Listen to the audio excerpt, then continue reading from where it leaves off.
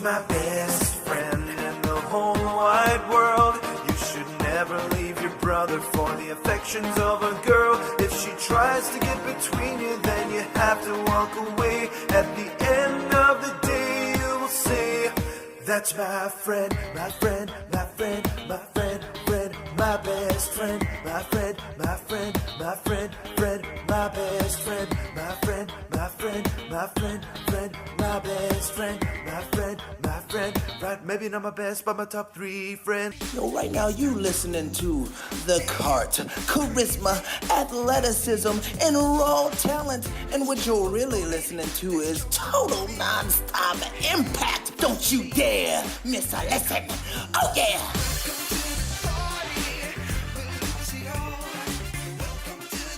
Let me talk to you. Yo, what's up, everybody? This is Total Nonstop Impact Talk for Impact fans. Back again here with you is Trent. You can find us at We Talk Impact on Instagram, Twitter, and Facebook. You can find Total Nonstop Impact on Stitcher, SoundCloud, iTunes, iHeartRadio, Google Play, and TuneIn Radio. Back again with you guys. We're going over the September 20th episode of Impact Wrestling. First one from Mexico on the road to Bound for Glory. Before we get started on that, the theme of today, though, is scheduling problems. Scheduling problems across the board, guys.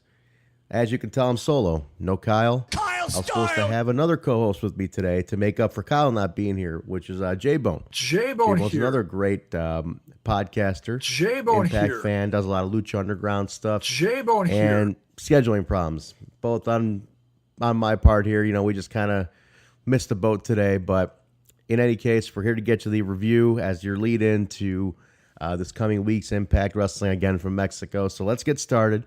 I'm not going to take up too much of your time. Wanted to get into this and just kind of analyze the Mexico episode, the debut Mexico episode from Front in Mexico on the road to Bound for Glory. So kind of just seeing where, how things are shaping up on the road to the big show of the year. So anyway, let's kick it off. Quick match review here.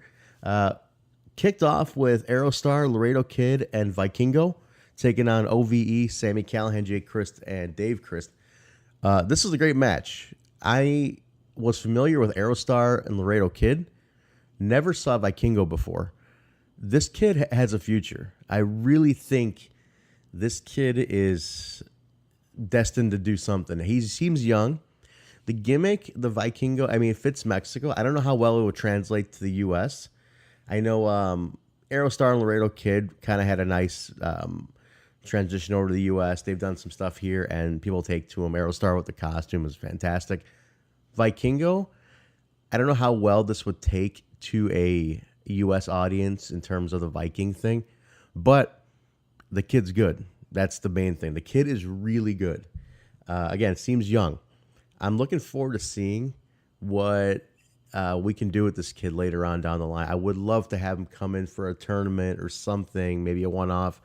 I feel like he knew this was his opportunity to be seen on U.S. and North American television, and he took full advantage of that. You could tell this kid really went out there and delivered on an opportunity, which I love. I love when young guys jump at that opportunity and they look at it like, this is my one shot. I got to take advantage of that shot. I can't waste it. So this kid really delivered. I was a big fan of Vikingo coming out of this.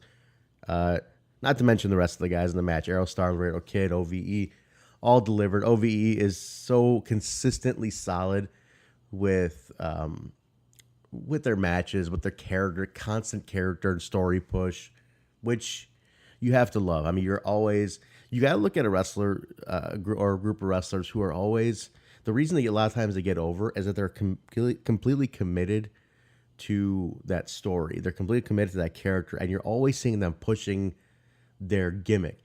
Thumbs up, thumbs down, OVE, all, you're always pushing and pushing and pushing the gimmick. That helps. That's the kind of stuff that gets people to remember these guys. And that's a big part of branding, which some people don't understand. Branding is extremely important. You have to, the more you hear OVE, it's going to stick in your head. And these guys are always doing that. Yeah, they're in Mexico. Language barrier, perhaps, coming into play, but those are easy things to remember. They can get this over with Mexico. So yeah, good match. OV picked up the win with the all-seeing eye on Vikingo. The rookie took the, I don't know if he's a rookie, but the kid took the pin. But he looked great doing it, man. I'm really impressed. From there, Rich Swann. Total nonstop impact. And Matt Sydal back in there about talking about how Matt Sydal got their singles match changed to a tag team bout with the Lucha Brothers, which kind of upset Rich. This is an interesting pairing. I like it, though. The more and more we get on with this every week, I like where it's going. I almost feel like these guys are a good little duo. I don't want to see them as a tag team, though. I don't want to see them turn into a tag team. I don't want to see just the two random guys thrown into a team. But I do like Sydal kind of, instigating him, Rich a bit. I like him kind of egging him on, always bothering him, being the thorn in his side. And then I like Rich getting frustrated. Obviously, could lead to a great one-on-one feud, which is cool. But would be even better if there's an X Division title in between them. But right now, Cage has that on lockdown. But this is cool. It helps get these two characters across more, which I like. I like that it gives Rich some screen time to talk.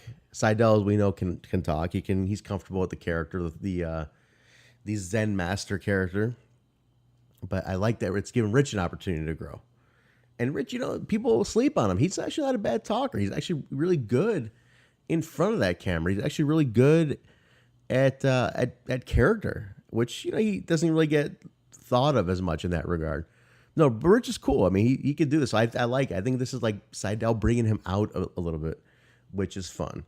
So we'll see where this goes. I mean, we got 3 more weeks till Bound for Glory, which, by the way, I'm going to be at.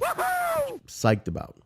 So, but yeah, we go from that to, as Kyle likes to call her, the bitch. Tessa Blanchard walks into the arena, gets into the girls' locker room, already angry. She wakes up angry. I'm convinced this girl wakes up upset. Maybe she woke up always constantly on the wrong side of the bed. But I love it. I don't know, something about her being angry just is fantastic to me. She gets in the locker room. She's confronted by Faby Apache, who has gotten a lot of hype coming into this episode. They really have been pushing Faby Apache, who is the daughter of Gran Apache, Lucha legend. So Tessa, kicks out one of the young girls who's in her spot. Faby comes over, tells her, "You got to respect me." Basically hyping the match, kind of furthering the match. Or furthering the showdown, I should say, not the match. But clearly, you have a strong local talent, just right in the face of the women's champion. So we'll see where that comes out. I'm clearly they're building into a match with these two. The intensity's built in because both are pretty intense characters, it seems like. So we'll see where that goes. Back in the ring after that, Eli Drake continuing with the open challenge. Yeah! And you know what? Before I get to who it was, I think a lot of people have been hearing online. A lot of people have been talking about how they're upset with Eli Drake's character and where he's been written, and what's going on with him and whatnot. And especially now that he's re-signed, this is a new set of tapings, so now we can actually focus on his character. 'Cause I know in the last Canada set, he had just re-signed, and so they weren't putting him into anything deep in the event that he didn't re-sign. So the fact that he's re-signed now, you can be comfortable putting him into a major program. So a lot of people were upset that he was not anything major, title run or something along those lines, and that he's doing this open challenge thing. But here's the thing. Here's how I look at it. You got to look at it from a business standpoint. You can't just throw him right back in when you had other things in motion during his contract negotiation. I mean, you think about that last set of tapings when Johnny Impact was put into the main event of Bound for Glory. Eli had just signed for that and on those tapings, so you couldn't really pivot that quickly. I mean, you could have, but do you want it to make sense or do you want it to just be a rash decision? So yes, as much as I would have loved Eli to be in that main event of Bound for Glory over Johnny, I gotta look at it from what makes sense too. And what made sense from a marketing standpoint. I mean, Johnny, think about this. Johnny Impact is, on the current season of Survivor. You know how huge that is? It's one of the highest rated shows on television, and your superstar is on there. So it makes sense. I mean, you're getting the screen time for a guy who's already getting screen time on major networks right now. That's huge for Impact. That is really huge. So, yeah, would it be cool to have Eli in? Yes. But right now, what makes sense is Johnny. So, Well, that's extremely stupid. People upset about that. Let's see where Eli's current character goes with the open challenge thing. Maybe he's going to open challenge somebody huge. You never know. You never know where this can go. That's what I'm saying. Like, don't read spoilers. Don't look ahead. Just see where this goes. It could be fun. But anyway, out comes Trevor Lee to answer his challenge this week. And Trevor Lee's upset that he basically used the cult of Lee to further his battle against Joe Hendry and Grado. So Trevor's not happy with Eli. This is not a bad feud. This is a pretty good feud. And, they went back and forth. Decent match, back and forth. Eli takes Trevor out with the gravy train. It was a little quick, but right now I don't think Trevor really has much of a character either right now. So I think it's a good win for Eli. I don't want to see Trevor get lost in the mix, but it's just a matter of with Trevor, you have to find the right thing for him to do. There is something we're doing with him at AEW, which I like. And he's been doing it a while, but it's really gelling more now. He's the current AEW Heritage Champion. And he comes out, and he's pretty good on the mic. I mean, Trevor can talk. And he comes out, and he does this thing where he's like, I'm too big to be here. I'm an Impact Wrestling TV superstar, and this and that. So before, when he used to say that, he'd get booed. He'd get the TNA superstar, he'd get boos, because it was a heat magnet. Now it's funny because people like Impact again. They're really like that, especially the indie mark crowd likes Impact now. So nobody's booing it. They're cheering it. They love this character. I think he could do something similar. He can do something like about how he's just a star, but he needs a belt to do it though. On his own, Trevor is just Trevor Lee. So you need something to further him along. And that's why I've total sidebar. I've been pushing. I think we need one more title in the company, TV title, US title, something that we could float with these guys. I don't know. I just feel like we need something to catalyst guys like Trevor along, and guys like him can get a belt and go with that. So anyway, Eli picks it up. Let's see where that goes. I don't know if they're going to continue that Eli and Trevor feud a bit. But let's see where Eli goes. I want to see the development of Eli Drake as a newly re-signed guy and what he's able to do. With a proper push behind him again, because Eli's got champion written all over him. This guy, I feel, another sidebar. I feel one of the biggest missed opportunities in Impact history was putting Eli and EC3 as a main event of a Bound for Glory or Slammiversary back when they were both red hot. I just feel like that could have been this company's Hogan and Savage. And honestly, I mean, people might think that's crazy, but think about how amazing these two are on the mic. Those two are on the mic. They could have been the Hogan, Savage, Austin Rock of that era. And I feel like it was one of the biggest missed opportunities. So I don't want to see Eli get missed again for his complete full potential. He is such a phenomenal talent. And we need to not waste that, anymore. So let's see, coming out of Bound for Glory, I would love to see where it goes. I know he's been getting some. He's been really good online. He's been good on social media lately. He's been really good at furthering Eli Drake more, which I like.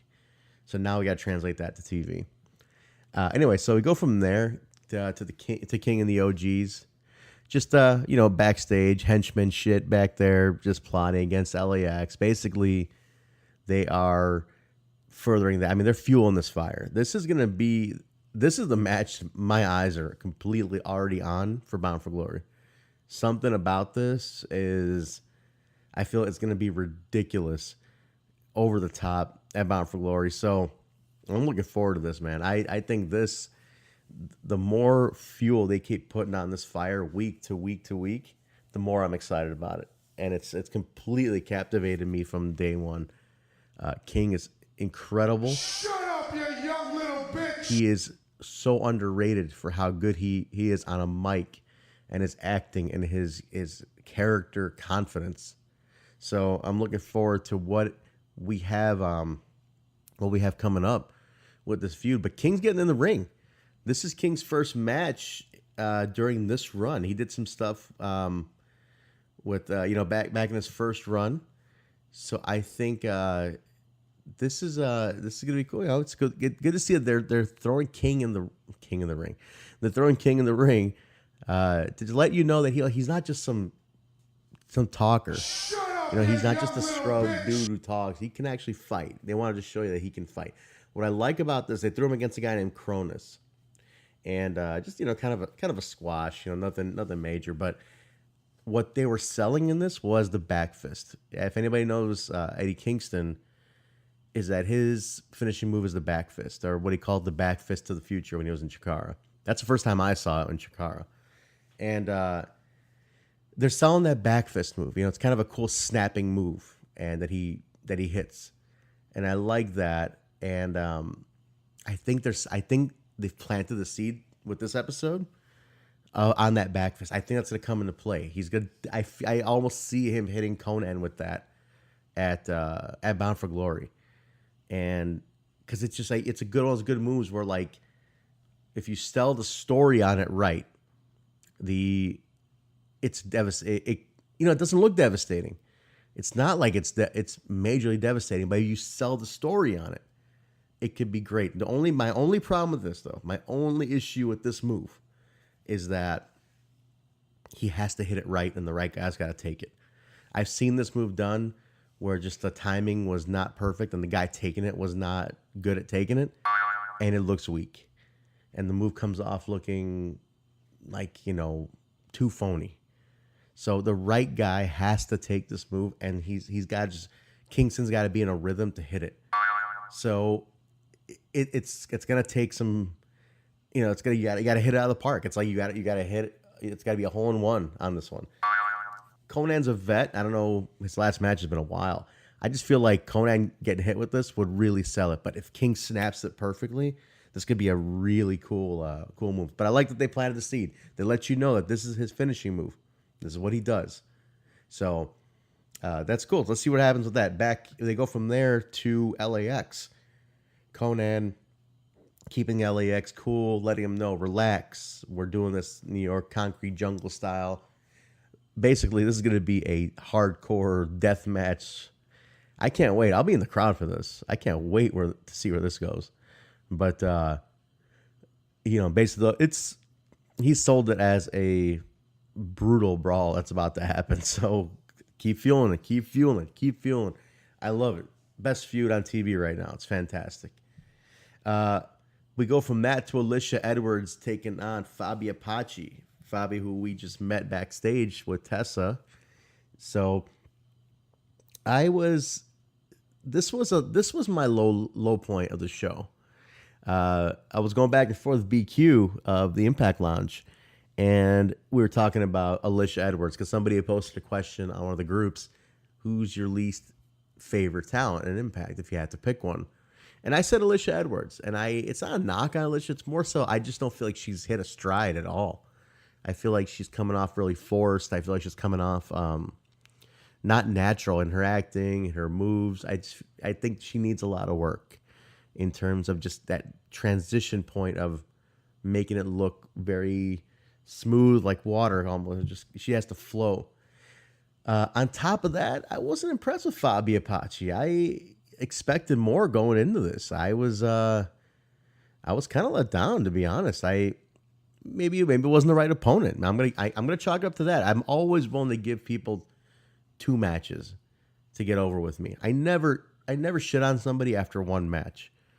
I like to say 2 because it could always be the opponent too. You just don't gel with everybody. So in this case, I want to see Faby against Tessa, and then I will make a final judgment. But against Alisha, I wasn't digging it. And like I said, I'm not the biggest Alisha fan. She has potential to be a underdog babyface, which is how they should sell her. But she needs to flow a bit more. But it comes with time. I think she's been doing this a bit, but it just comes with time. This is her first TV exposure. Her husband's Eddie Edwards. It's like, hey, you have a lot in front of you. So I'm willing to give her some time to kind of get into it a bit. So we'll see where it goes with Alisha. I'm not totally shitting on her. If I had to pick somebody who's not doing it for me, it's gonna be Alisha. But it was good back and forth. Faby takes her out with a sit-out powerbomb to win it. And then after that, Josh gets in the ring. He gets on the mic with her. And she is challenging Tessa. So we'll see where that goes. Crowd's really responsive to that, which is fun. I mean, the crowd really likes the local hero. So she challenges Tessa. Well, obviously, that's definitely, we saw that coming backstage. But going from that, we go backstage to Mackenzie Mitchell. Always great to see Mackenzie. I like Mackenzie Mitchell a lot. She just seems awesome, like a cool person. So I like Mackenzie Mitchell. Nice to see her back. Whenever she is back, I do like that they have the two separate hosts. We'll call them. You have Alisha Tout, and Mackenzie Mitchell. So it looks like for Canada, Alisha, for everything else, Mackenzie, which is kind of cool. I mean, I like that you have. It looks it keeps it interesting, kind of keeps it fun. So Alicia's back. Mackenzie's back there with El Texano. Texano's good. Texano's a good crossover guy, man. He speaks good English. He's been on TV before. We've seen him before, which is fun. So I like Texano. I think he's a great talent. He impressed me in the last run around. So Texano is getting his world title shot against Austin Aries. I love the booking because I did see some negative reaction to this too. People were saying, why the hell is he getting a title shot? Like, who the hell is El Texano? You know who El Texano is? The local guy. That's who he is. Play to your audience. Satisfy your market. He's a top local guy. You're coming into his town. So you want to be a true world champion. The true world champion is going to give a shot to the top guy in the local town. That's how it worked in the territories. Champion would travel the territories and fight the top guy in each territory. That's what this is. Texano's this territory's top guy. He gets a title shot. That's it. That's how it works. So Texano gives a nice hype for his match, so that's cool. And he says basically he doesn't need anybody to watch his back like Aries has. He's got two partners, his fist and his bull rope. So we'll see where that goes. Scarlett Bordeaux from there, hyping a big announcement. I have no idea what this is, to be honest. I don't even know. No idea what this could be. Again, no spoilers. Don't read spoilers. Spoilers suck. Stop reading spoilers, please. I don't read spoilers because I want to know what this announcement is, and I'm going to find out next week. From that, highlight of the show, especially for the live audience, Lucha Brothers, Pentagon, Fenix against Rich Swann and Matt Sydal. This was awesome. Do yourselves a favor. Go watch it. If you haven't seen it, watch the highlights. Watch something. That crowd was bananas in this match. It is incredible to see how over these two brothers are. I know them personally. I know these two. I know Penta and Fenix, and they're such great dudes. But they're even better talents, and they're so incredible at what they do. This crowd was just so into, especially Pentagon. Pentagon was just like, it was like Hogan 86 walking into here, man. It was crazy. People were into him. I love it. This was a back and forth. look what you have in here. You have the Lucha Brothers and Rich Swann and Matt Sydal. Come on, you're already in the names alone. You already know you're at minimum 4 stars starting it. So back and forth match. What a great match. Full energy, full throttle the whole way. Fenix hit a spinning Death Valley driver on Swann. Took him out at the end. So that was fun. Definitely check it out. After that, OVE, Sami Callihan come out to try to attack him. And who makes the save? Their best buddy, or their new best buddy, Brian Cage, the X Division champion. And we have the match set. It's going to be the Lucha Brothers and Brian Cage taking on OVE in an OVE rules match. Thoughts on this? Okay, we already have a 3-on-3 with the LAX thing. And have another 3-on-3 with 3 major names here, man. I don't know what I feel about it. I would love to have seen something else. I would love to have seen the X Division title defended at Bound for Glory. I'm a little bummed it's not. I think I said last week why. I understand why it's not. It's a good way to protect Cage to... I mean, he could have retained, but I don't know. I don't know where this fits in. I feel like it's a waste. You know, we still have a couple more weeks to shape it all up, but I feel it's a waste right now. I would love to see either Pentagon, Fenix, and solos, or even just a Lucha Brothers tag. But Cage throwing the 3-on-3, my prediction where it's going is a Sami Callihan X Division title run. I feel it's inevitable. It's the most believable guy that could take it off a Cage, especially with the interference stuff like that. I feel that's what the purpose of this match is to get Sami and Cage one-on-one.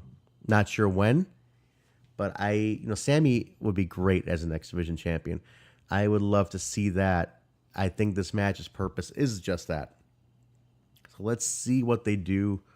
We have some more time. Maybe they throw a stipulation into this one. We'll see. Again, the only reason I was a little bummed about it was because we only have like three matches announced, and 2 of them are 3-on-3s for Bound for Glory. So I'm kind of like, maybe we could have waited on this announcement, but we'll see. We'll see. Again, we got weeks to go, and every week could shape up to something else. So from that, we go to the yet unnamed faction of Aries, Moose, and Killer Kross. My God, Moose is wearing a tie-dye romper. Talk about a heat magnet. You have to see it to believe it. But I love it. He's embracing this heel. This is completely feeding what I'd said to begin with about how Moose needed something like this to build the character. He didn't need the belt at the time. I think he needed something like this to build this Moose character. Look at the confidence. Look at how he's taken to this heel character. I love it. It's cool. So anyway, Aries basically goes back and, kind of shoots back at Texano. And he said no one's taking the belt off him. So, it's a good, solid Austin Aries promo. Aries is gold. I love it. Literally, figuratively. I'm a big fan of Austin Aries, so that's my champ. We go from that to the Desi Hit Squad. Backstage, Rohit and Gusinder they're getting massages. It's funny. I like the slight comedy element to all this. It is great. And they're getting massages, being goofs. Basically it's like whenever we can get away from Chacha's uncle. Remember that in Hindi. So Chacha Gama. Whenever they can get away from him, they basically want to be young dudes, kids, and kind of have fun. And Gama runs in, scares off the massage therapists, and starts beating on them and slapping them around and disciplining him. I love Chacha Gama's discipline. I love his what he's doing. It's great. I love these 3. It is awesome, and I'm so happy that they got they have a non-title match against LAX next week. I'm looking forward to that non-title. Obviously, at this time, you can't put LAX in a tough spot leading into Bound for Glory, but you can definitely put it in a way where you can make the Desi Hit Squad look strong, which I hope they do. They need to coming out of that. So I got some predictions on that one. I think it'll be you'll see the OGs get involved. I really hope the Hit Squad picks up a victory on this one because they can really, really put these guys in a good spot, make them look good. Looking forward to that one. Big time looking forward to that one next week. Kind of a sleeper. Don't sleep on this one. This is going to have story involved heavily with the LAX OG feud, and this is going to have a good furthering story for the Desi Hit Squad to get that credibility, which is fun. After that, we had Joe Hendry's latest music video about his best friend, Laredo. It's called My Best Friend. Check it out. It's fun. It's Joe Hendry. Joe Hendry I don't know how he does his week to week. This guy's phenomenal. We had a little video package after that, hyping Sue, Allie, and Tessa. Just the saga of it all. I'm missing Sue on my TV. I miss the regular Sue Young, on my TV. So they got a lot going on with the women's stuff. And I want to see more Sue Young. I wonder how Mexico will take to her, though. Not sure. They like characters. Mexico's character-based, so let's see what they take to it. Well, I believe she's on these tapings, so we'll find out. From that, we had the drum roll, please. We had the revelation of the latest inductee into the Impact Wrestling Hall of Fame. But no surprise, it's going to be the Monster Abyss. And I am beautiful. How cool is this? Every bit deserving. Kyle and I did a quick short piece. It's up on our feed, on our podcast feed, and so you can find it where you're listening to this, or on our YouTube page at our Total Nonstop Impact. Take a look. We just talk. We do a quick 20-minute breakdown of the announcement, and the how he deserves and whatnot. So big props to Abyss. This guy deserves every second of an honor you can give him. So really happy to see this one. Abyss is a great guy. I've gotten to know him via his AEW appearances, and I couldn't be happier for him. I couldn't go to a better guy. So Abyss, your latest Hall of Famer, joining some good ranks. So good for him, man. Good for him. That's gonna be fun. They have a induction at Mikhail's restaurant or bar and grill in New York City. It's right by Penn Station, from what Kyle was telling me, and it's like $25. I don't know if that includes food, but it is part of the induction ceremony. That should be fun. They have the banquet area reserved for him, so I'm gonna try to make it out to that. Should be, and I'd love to see this guy get inducted. I think he deserves it. From that, we got our main event. We go to our main event. Austin Aries walking out with Moose and Killer Kross taking on El Texano. Moose is just eating this character up. It's an odd group, though. You got Killer Kross, who basically looks like a henchman from the video game Narc from back in the day, who's that real, he's like your movie henchman, which I love that look. I love Killer Kross, man. He's got that henchman and the smile and the laugh and the facial expressions. And the reason I made that Narc reference, if you've played the game Narc back in the day on Nintendo or arcade, one of the main heels, kind of has this similar type of look with the small steampunkish sunglasses and that smirk and everything. So you got him as your bodyguard. You have Moose as your goof monster, and then you got the champ. Odd pairing. I don't know. But it works. Something about it works. You probably don't even need a name. It's just three badasses like to hang out with each other. That could be it. No name. Good match. This was fun. Texano, again, what I like about El Texano is every time he's been on Impact TV, he's taken full advantage of the fact that he's on new television to expose himself to. So I appreciate that he works really hard to get his matches over and to get seen well in the eyes of a new audience. Great match, back and forth. He took Aries pretty well to the limit. But in the end, Aries retained, hit a really smooth and sweet brain buster to take him out. So that was cool. It wasn't a long match, but it was a good match. It was a good match. Gave the local shine, which I liked. After that, Johnny Impact appeared on the screen, just kind of hyping up the Bound for Glory main event, saying he's not cleared to wrestle at Bound for Glory, but he's going to be seeing him a lot sooner than he thinks, and he's looking around. He's kind of waiting for Impact to kind of come out of nowhere on this one, and but he comes right down the ramp, and the brawl is on, and then Eddie Edwards joins in, and then Eddie chases Aries away, Aries, Moose, and Kross away with the kendo stick.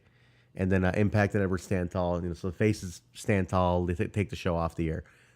I wonder on this. I know he's attacking Aries, and he's saying it might not be cleared to wrestle. Are they going to add a third element to this? I'm not sure. I don't know where they're going with that, but actually I wasn't expecting Johnny Impact to be local for this one. I guess you kind of do need him. I mean, this is your lead in to Bound for Glory. I didn't know what the Survivor stuff, if he was able to make these tapings, but it looks like he did. And then you have Eddie Edwards in the fray. Edwards, I totally see with the Moose thing. I mean, you have to pay that off. And they are. I believe that match got announced too for Bound for Glory. I believe it's been announced. So you got to pay that one off. Eddie is looking great. Eddie was really over with that crowd. So as was Johnny. I mean, they spent some time down there. So especially Johnny Impact spent a lot of time in Mexico. So people loved him. They took to it. So we'll see how it goes, man. It's this is a good takeoff, good send off on the episode. This is a thick episode, extra thick episode. This one had a lot going on. There was quite a bit of story. Everybody got FaceTime on this episode. Pretty impressive to do in basically 90 minutes, even 2 minute. You know, it's a 2 hour show, but you know you factor in 30 minutes of commercials and sidebars and hype and stuff. They fit everybody and everything into this. This was like really well written show. Mexico's off to a great start, and I think we are really. I mean, this got me really hyped for Bound for Glory because it's such a solid show. This is a 10. This is an A+ show for me.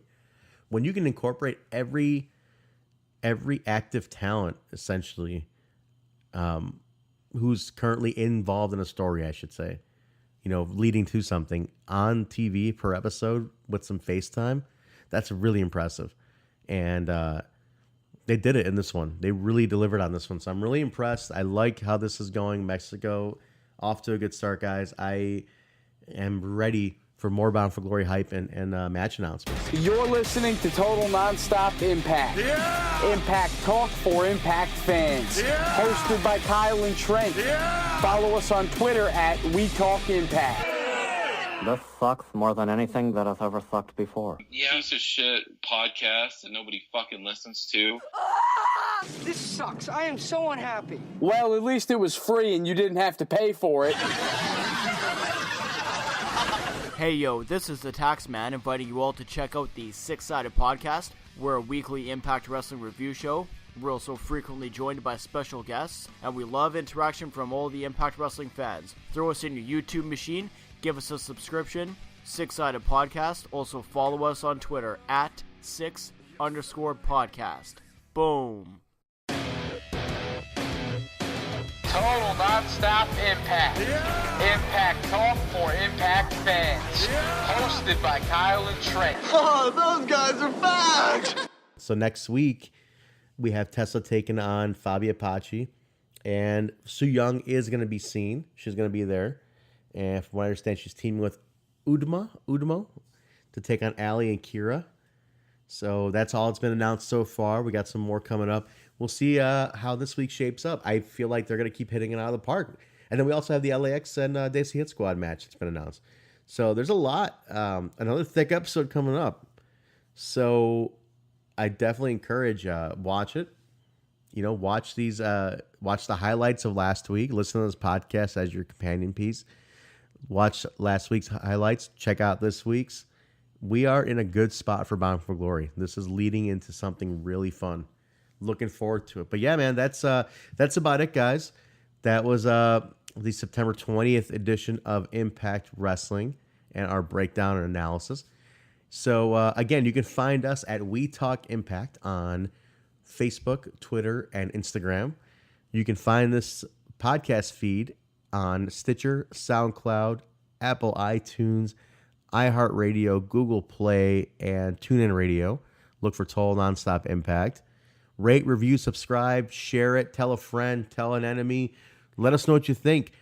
We would love feedback. You guys have been great with the feedback lately on Twitter and Instagram. Yeah! A lot of cool feedback. Yeah! You guys have really been interactive. We really appreciate it. Kyle and I have been having a great time talking to people. So thank you for that, guys. And I'm going to leave you with this. I'm going to tease you with something.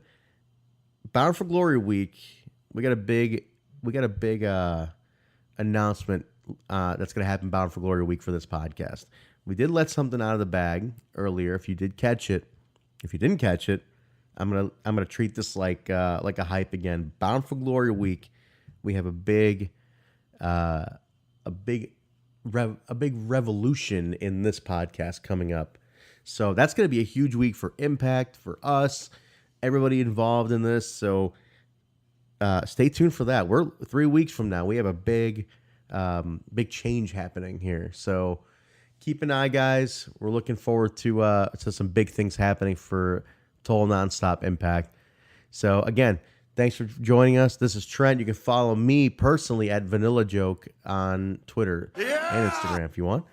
But interact with me, or interact with the We Talk Impact social media handles. And again, thank you for joining us on Total Nonstop Impact Talk for Impact fans. Swedish dicks.